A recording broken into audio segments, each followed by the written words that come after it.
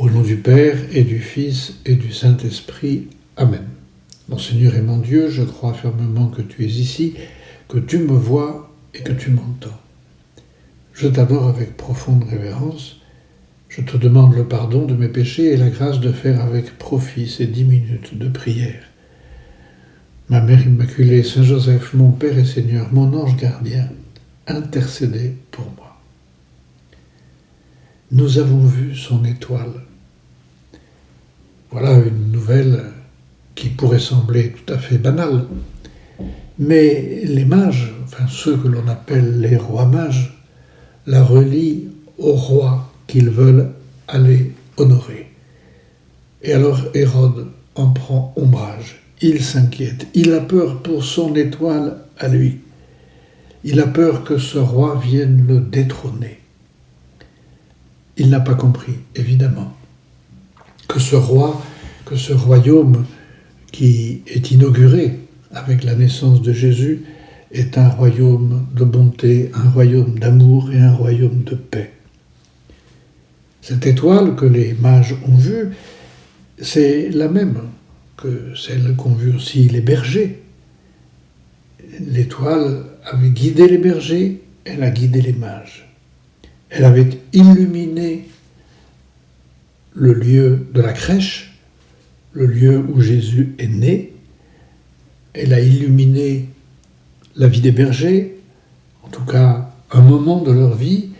Elle a illuminé un moment de la vie des rois mages qui l'ont suivi, venant de loin. Et elle doit évidemment illuminer aussi notre vie. Nous pouvons nous poser une question toute simple. Seigneur, es-tu la lumière qui me guide habituellement dans ma vie?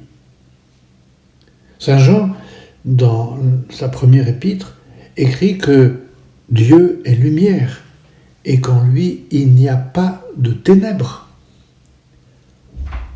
Oui, mais Seigneur, je remarque que dans ma vie, eh bien, de temps en temps, il y a des ténèbres. Dans ma vie, de temps en temps, j'y vois pas clair. Et je ne sais pas ce que je dois faire. Parfois, je me retrouve dans les ténèbres parce que je ne sais même peut-être pas qui je suis. Je ne sais pas qui je suis à tes yeux, Seigneur. Qui je suis vraiment? Qu'est-ce que je dois vraiment faire? Quel est le sens de ma vie? Où je vais? Où est-ce que je vais, Seigneur? Et pourquoi est-ce que je fais ceci? Pourquoi est-ce que je fais cela? Qu'est-ce qui est important dans ma vie? Qu'est-ce qui ne l'est pas? Ce sont des ténèbres relatives, bien sûr, mais ce sont des ténèbres. Et nous pouvons profiter, bien sûr, de cette fête d'aujourd'hui pour dire tout simplement au Seigneur dans notre prière, « Seigneur, moi je suis tout à fait partant pour que tu sois mon étoile. Je suis tout à fait partant, Seigneur, pour que tu me guides dans mon existence. Au lieu de me laisser guider par... on ne va pas commencer par citer tout ce qui peut nous guider de manière absurde, que ce soit la mode, que ce soit les médias, que ce soit les réseaux sociaux, et que ce soit l'opinion d'un tel ou de tel autre, que ce soit la bonne impression que je veux donner. Et tout ça sont des étoiles qui sont des ténèbres, sont des étoiles éteintes. Non, Seigneur, moi je veux une étoile bien brillante, que je vois clairement. L'étoile que nous pouvons avoir dans nos vies, c'est par exemple l'étoile d'une bonne lecture. J'ai envie de demander à chacun d'entre vous, qu'est-ce que tu lis en ce moment? Qu'est-ce que tu lis en ce moment? Parce que, il est évident que de temps en temps, il est bon de lire pour se distraire, mais qu'est-ce que je lis qui puisse être une étoile pour ma vie de tous les jours? Seigneur, à qui est-ce que je demande conseil? Alors je suis bien tranquille, j'imagine qu'aucun de vous qui ne m'écoutez ne demandez habituellement conseil à une voyante ou à des cartes ou à quelqu'un qui va vous lire dans les lignes de la main. Évidemment, non. Enfin, je ne pense pas. Mais, Seigneur, est-ce que j'ai quelqu'un qui me conseille? Est-ce que de temps en temps, je vais parler à un prêtre, à un ami, une amie, qui va me remettre peut-être sur le bon chemin, qui va me dire, là, tu t'es trompé d'étoile. C'est très bon, tout le monde a besoin d'être conseillé. Donc Seigneur, voilà, premier enseignement de cette fête de l'Épiphanie que nous célébrons aujourd'hui, l'étoile, la bonne étoile qu'il faudrait que j'installe dans ma vie. Mais il y a un deuxième enseignement que tout le monde connaît parce que, voilà, tout le monde, vous avez déjà fait avancer, à l'heure où vous m'écoutez là maintenant, vous avez déjà approché de la crèche les rois mages qui viennent avec leurs cadeaux. L'or, l'encens, la myrrhe. Et nous connaissons, parce que nous les entendons tous les ans, nous savons quelle est la signification de ces cadeaux. L'or, c'est le métal précieux qui est réservé à la divinité. Et c'est pourquoi les objets du culte sont généralement en or. Quand ils ne sont pas en or, non, franchement, enfin, je pense que l'époque est un peu passée où on avait des calices en terre cuite.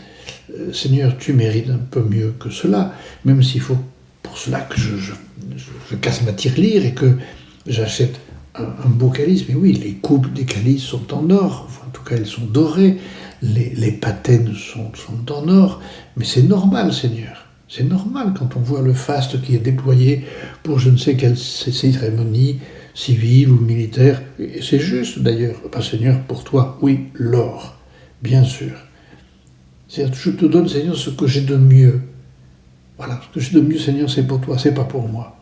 L'or, l'encens qui symbolise la prière, cette prière qui monte vers Dieu, telle la fumée de l'encensoir.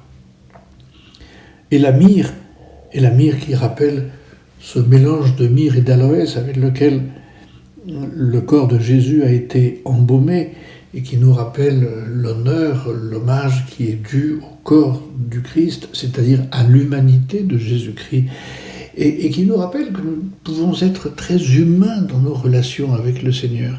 Il ne s'agit pas de penser que seuls les grands mystiques plaisent à Dieu, mais non, nous aussi, quand nous sommes humains, tout simplement humains, quand nous disons à Jésus, Jésus, mais je t'aime, voilà, point barre. Mais est-ce que je lui dis, tiens, est-ce que je dis au Seigneur des choses aussi simples que ça? Jésus, je t'aime. Jésus, ce que je suis en train de faire, là maintenant, c'est pour toi. Voilà, ma prière, c'est t'offrir ce que je suis en train de faire. Je ne veux pas le garder pour moi. Qu'est-ce que je t'ai offert, Seigneur, dernièrement? Est-ce que je t'ai offert mon travail? Est-ce que je t'ai offert mes activités? Est-ce que je t'ai offert mon repos parce que j'en avais besoin? Est-ce que je t'ai offert les bons moments que j'ai passés en famille pendant ces fêtes de Noël? Eh bien, je suis toujours à temps de te les offrir, Seigneur. Parce que si je te les offre maintenant, je sais que tu vas les prendre. On pourrait, et ça serait une mauvaise excuse, se dire « Oui, mais c'est pas grand-chose, c'est 3 fois rien. Non, il faudrait que je donne à Dieu quelque chose de plus important quand même. » Mais non, pensons à l'Évangile, à ce passage que tout le monde connaît, de la multiplication des pains. Tout vient de ce qu'un jeune enfant, un jeune garçon, nous dit l'Évangile, a donné au Seigneur 5 pains, 2 poissons. Et les apôtres qui présentent cela au Seigneur disent « Mais qu'est-ce que cela pour tant de monde ?» Eh bien, ça suffit, dit le Seigneur. Et le Seigneur, à partir de ces 5 pains et de ces 2 poissons, va faire des merveilles.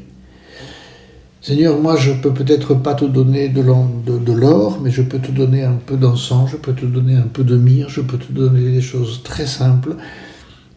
Et je sais que si je te les donne, tu les transformeras en or.